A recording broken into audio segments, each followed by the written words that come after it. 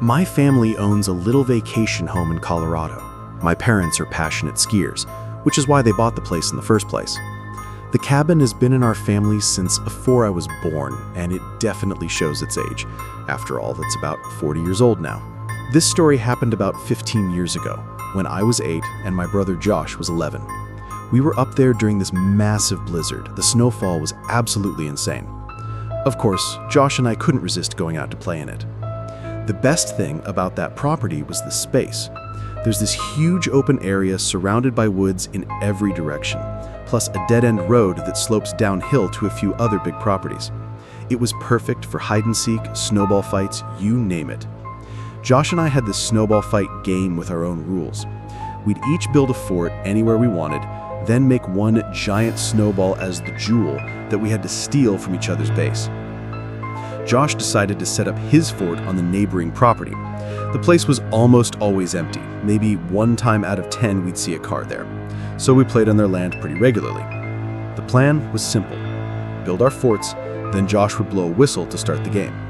But after he ran down to set up his fort, I waited and waited. 5 minutes turned into 10 and still no whistle. I figured maybe I just couldn't hear it from that distance, so I decided to make my move. I chose to take the road instead of cutting through the woods. Going through a forest during a blizzard seemed pretty scary for an 8-year-old. The snow was unplowed and came up to my knees, but with all the layers my mom had bundled me in, I wasn't cold at all. When I got to the neighbor's driveway, I looked through the bare winter trees toward where Josh's fort should be. The woods were easy to see through without leaves, but Josh was nowhere in sight. I could see his fort though, so I crept through the trees to sneak up on it. That's when I heard a woman's voice call out, "Excuse me, are you looking for your brother?" I turned toward the sound and saw an older woman standing at the front door of the house. I called back that we were playing a game, and she responded, "Your brother isn't here." Confused, I started walking toward the front steps. As I got closer, I could see her face more clearly. She looked really old to my 8-year-old eyes, probably older than she actually was. Then I noticed someone at the upstairs window looking down at me. For a second, I thought it might be Josh. The person had half their face covered by what looked like a black beanie, with the bottom half hidden below the windowsill. I also spotted another set of footprints leading to the front door. They had to be Josh's. But the woman was giving me this really creepy smile that made my heart drop. She waved me inside, telling me to come in and get out of the cold. I stopped dead in my tracks and screamed, "Josh!" but got no response. The woman's smile disappeared immediately. She clearly hadn't expected me to do that. I noticed that the other set of footprints seemed to double back, like whoever made them had turned around and headed back toward the woods. Then I heard heavy footsteps from inside the house, like someone upstairs was coming down. I started running. The woman screamed something at me, or maybe at someone else that I couldn't understand. I looked back once and saw that the face in the upstairs window was gone. I ran back onto the road, following my own footprints, when I heard my dad's whistle from up the hill, the same whistle he used to call us home for dinner. When I made it back to our driveway, Dad and Josh were already there, on their way to look for me. Before I could even explain what happened, Josh was already telling me that people in the neighbor's house had tried to get him to come inside too. I said the same thing had happened to me. My dad grabbed some kind of weapon and went down there, while Josh and I waited inside with Mom.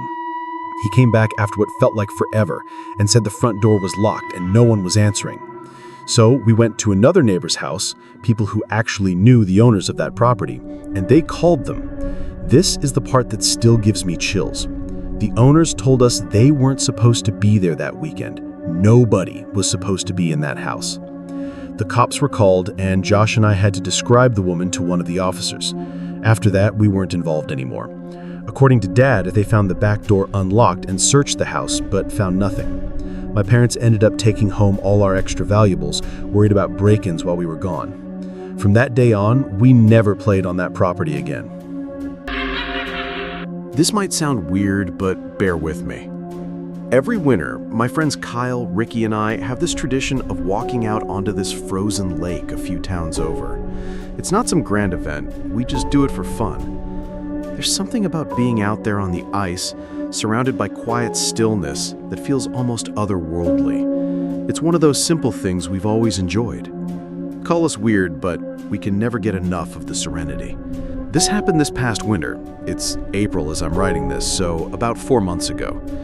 I know what you're probably thinking, but don't worry, none of us fell through the ice. That's not what this story's about. It was snowing pretty heavily that night, which was the main reason we decided to go. It had been consistently below freezing for a couple weeks, so we were confident the lake was completely frozen. Kyle was driving since he had a pickup that handled well in snow. We played it safe even though Ricky usually drove us around. The lake is surrounded by a thin forest, really just sparsely scattered trees, but it's enough to prevent driving all the way to the water's edge. We parked in a nearby lot and got out. It was freezing. The three of us bundled up and walked toward the lake.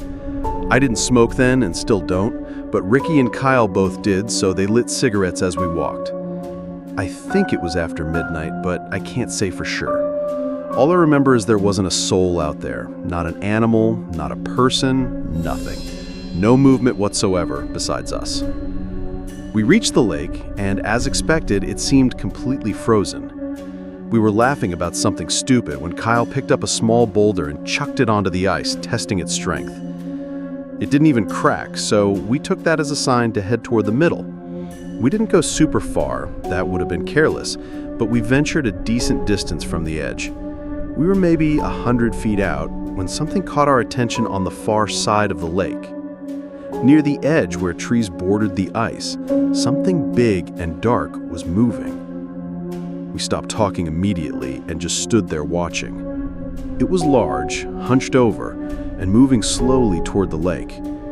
We realized we were looking at what appeared to be a bear. Ricky whispered, "Is that a bear?" as quietly as he could. I didn't answer. My heart was already racing. If it was a bear, the last thing we wanted was to draw its attention. We stood frozen, not daring to breathe too loudly. But as the figure moved closer, something felt off. The way it walked wasn't quite right, too upright, too human. It also looked like something was dragging behind it. Nothing about it made sense. It was one of the most bizarre things I'd ever seen. That's when it straightened up completely and we realized the truth all at once. It wasn't a bear. It was a person wearing some kind of bear suit. Kyle said, "What the hell?" in a low voice, and I was thinking the same thing. I know it doesn't sound scary generically, but if you'd been there, you would have been terrified too. I tried to respond, but the words wouldn't come. I don't know if I was more afraid or confused, but something told me to stay quiet. The figure kept moving toward the ice, dragging something behind him. At first it was hard to tell what it was.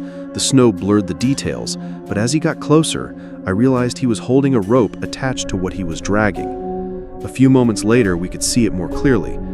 It was a small black bag, like a smaller garbage bag if they even made those. Either way, it was chilling. We stood there, unsure what to do. My mind was screaming at me to turn around and leave, but my body felt paralyzed. I couldn't move, and I don't think Ricky and Kyle were keen on leaving either because neither flinched. I probably wouldn't have left even if I hadn't been so scared. I needed to know what that person was doing. Then, as if the situation couldn't get stranger, the man unzipped and stepped out of the bear suit. Seeing him as a person didn't make things any better. He wasn't particularly large or intimidating, but there was something unsettling about him. We watched as he bent down, presumably to pick up a rock. Then the sound started. He knelt down, holding what looked like a rock, and began repeatedly slamming it into the ice. It might have been my imagination, but I swear I could feel the vibration in the ice even from that distance. He was trying to break through, most likely to dispose of whatever was in that bag. Ricky tapped my shoulder, and I turned to see him and Kyle moving back towards solid ground without a word. I followed suit, and we tried to move quickly without making noise. Every step felt deafening in the quiet, even though I knew there was no way that guy could hear snow crunching from that far away. We barely made it a few yards when a voice yelled, "Hey!" from behind us. I didn't even look back. I just started running, praying that guy didn't have a gun. The cold didn't help. I found myself getting winded after not even a minute of running. I don't know if he followed, but in that moment, we were in full panic mode. We reached the edge of the lake, and I was gasping for breath. After a short break, we made our way back to the car silently, and Kyle drove off immediately. None of us had any idea what we'd just seen. Kyle said it was probably someone dumping trash, but I told him that was ridiculous. Who would dress up in a bear suit in the middle of winter to illegally dump trash? Ricky said it was definitely someone dumping a body, but I told him the bag was way too small for that. We talked about it the whole ride home, but couldn't agree on an explanation. We never got an answer. The reason I'm thinking about this now is because my mom was watching TV the other day and an old missing persons report came on. It was a child from around our area, and the timeline of his disappearance matched up pretty closely with what we saw on that lake. I'm not jumping to conclusions. I know it's a long shot and probably just an unfortunate coincidence, but I can't help wondering if those two things are somehow related. By the time you're hearing this, we've probably reported our sighting to the police. I've been skiing since I could walk. My parents used to ski competitively. That's actually how they met, so it was really important to them that my siblings and I learned early. Fast forward about 20 years, and this story happened when I was 21, during my senior year of college. Everyone knows the best skiing accessible to the Northeast is in Vermont. This was supposed to be a trip like any other. Me, Jaden, Ryland, and Amir. I can't remember which mountain we went to since Jaden booked everything and Ryland drove, but I think it was Killington. It was massive, with 7 ski lifts covering different peaks. We skied nearly 2 full days and still probably missed some trails. On the second day, we had a good grasp of which trails we enjoyed, so we focused on testing ourselves and pushing our limits. I'd be lying if I said we didn't have a few fireball shooters to liven things up. We were having a blast. The double blacks never got boring, and racing down each slope was its own game. With maybe an hour left before the lifts closed, we were exhausted but knew we'd miss the mountain as soon as we left. We were at the top of a lift, contemplating how to end the trip, when 2 girls, without helmets, approached us. I have to mention this detail to do the story justice. These girls, one brunette, one blonde, were absolutely gorgeous. I don't mean that in a weird way, but they were objectively 2 of the most beautiful women I'd ever seen in person. It was honestly disarming. They introduced themselves as Taylor and Devin and started chatting with us. They said they were bored because the mountain was full of older people, which was actually something I'd remarked to my friends about the day before. So it made sense why they'd approach a group of young guys around their age. Devin seemed like a seasoned skier, asking Amir all these technical questions about his equipment. Amir and Rylan actually owned their expensive skis instead of renting like Jaden and I did, which seemed to impress the girls. Taylor made a comment about our shooters, and we jokingly said the alcohol unlocked our true ski potential, something dumb like that, which they found funny. To our surprise, Devin pulled out an unmarked bottle and taunted us, calling us out for sticking to something as tame as Fireball. We welcomed the challenge and took swigs from their bottle. I could tell that sent Ryland over the edge. He tends to drink more than he can handle, so that wasn't surprising. I made a mental note not to drink too much because something about this whole situation rubbed me the wrong way. I still couldn't believe these 2 gorgeous girls would want anything to do with some college kids like us, especially since we were wearing helmets and our faces weren't exactly visible. Things were going well though. Amir was being his usual overly flirtatious self, but Taylor seemed into it. I figured we'd just spend the rest of our time on the slopes with them, which I didn't mind. Maybe they even knew something we could do after the slopes closed. Then Devin asked if we'd skied a trail called Devil's Forest, a name I definitely didn't recognize. Our friend Chase would have the trail map memorized since he's like a walking GPS, but he wasn't with us. We said we hadn't, and they explained it was a glade trail that was obscure and rarely open. For those who don't know, glades are trails that go between trees, so you're skiing through a forest. We actually loved skiing glades more than anything else, so Devil's Forest caught our interest. We said we were game, and they motioned for us to follow. We reached a point where they told us to take off our skis because we had to walk uphill for a short distance.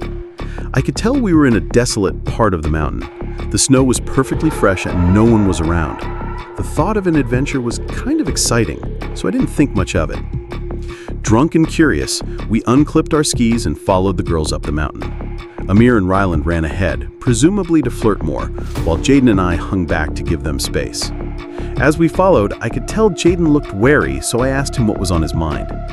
I like to think of us as the rational, level-headed ones in the group. Amir was too unpredictable and impulsive, and Ryland would follow a girl off a cliff if she let him. Jaden said it was weird that this supposed trail would be inaccessible from a ski lift. I agreed. I'd never had to walk uphill to reach a trail before. We decided to keep a keen eye on things. What could 2 girls do to 4 big guys anyway? They led us into the forest, and the terrain finally leveled out. Jaden and I caught up with the group, and it was apparent that Ryland and Amir had made considerable progress. Ryland had his arm around Devin, who was smiling and laughing. They pointed in the direction we'd been traveling, which had suddenly become a downward slope. I sighed, knowing this was another instance where we could have used Chase's help. He would have known exactly where we were and where this trail led. Jaden was still skeptical and asked the girls if they were sure this was a real trail. They said yes and told us it would take us right back to the lifts. Before I could say anything, Devin pulled out the bottle again and said we had to finish it. Amir and Ryland took hefty swigs, but when it got to Jaden, he said he was drunk enough. As soon as he spoke, I could have sworn Devin's smile became an angry scowl for a split second. But by the time I blinked, she was smiling again.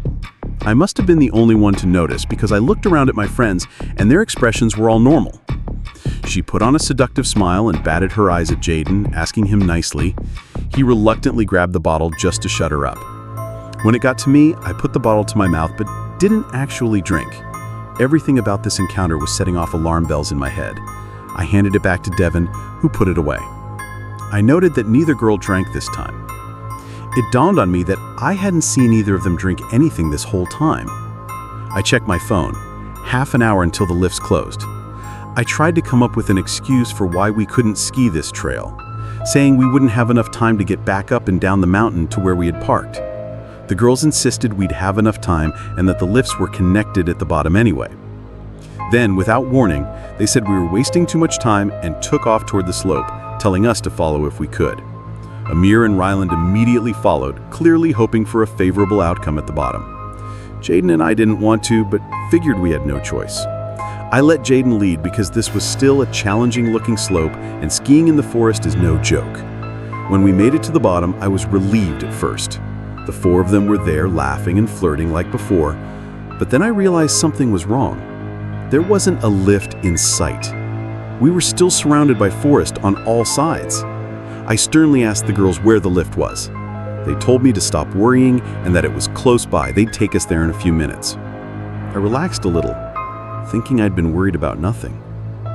Then I heard a distinct thump in the snow. I opened my eyes to see Ryland, literally, passed out on his back. The girls laughed, calling him a lightweight, but I could tell it was more serious than that. Before I could react, Amir slumped over too. I started freaking out and rushed over to them, unclipping my skis.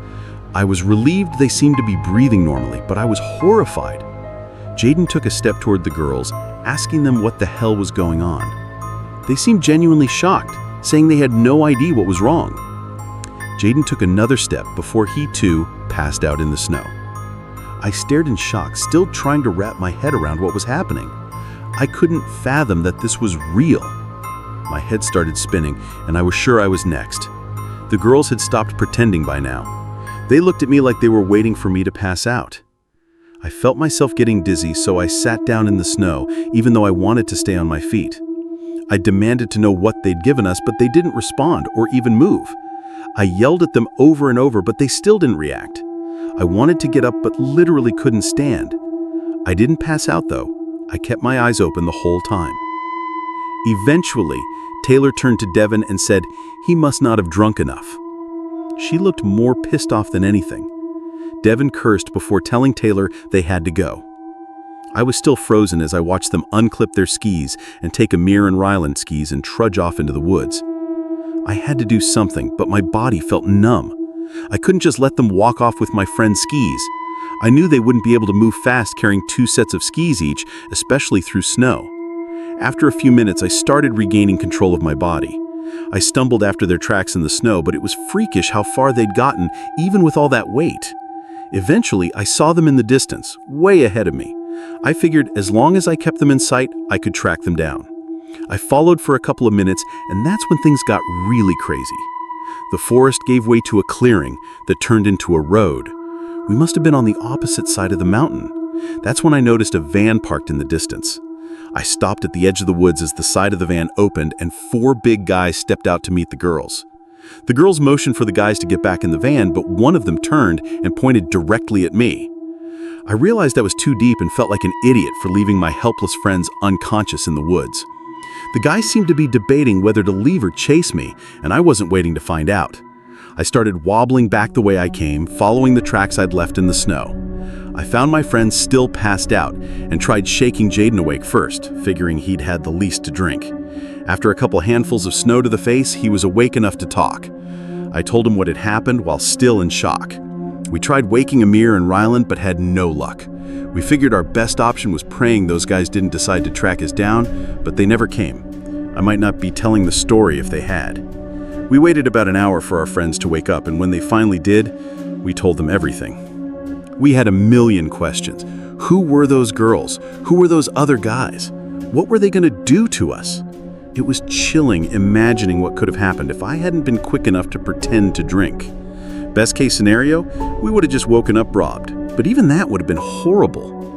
Something tells me no one would go to those extremes just to rob some broke-looking college kids. I guess Amir and Ryland's expensive skis were worth stealing, but it felt like overkill. Plus, how would they have known we had expensive skis instead of rentals? Things didn't add up. Finding our car was hell. Reporting it to the police was hell. The drive home was hell. The people running the mountain swore they'd identify those people, but we had to get back on the road and couldn't verify anything. The police took it more seriously and said they'd update us if anything came up. I think it even made local news, but it's been years now and they obviously never found anything. To this day, we have no idea what kind of drug they gave us. Nothing online described anything so effectively so quickly, especially in such a small amount. Our best guess is that it was a mix of drugs, which makes sense because all my friends felt woozy after they woke up. Those girls and whoever else was behind it were sick people. I can only hope it was just an elaborate robbery and nothing more sinister.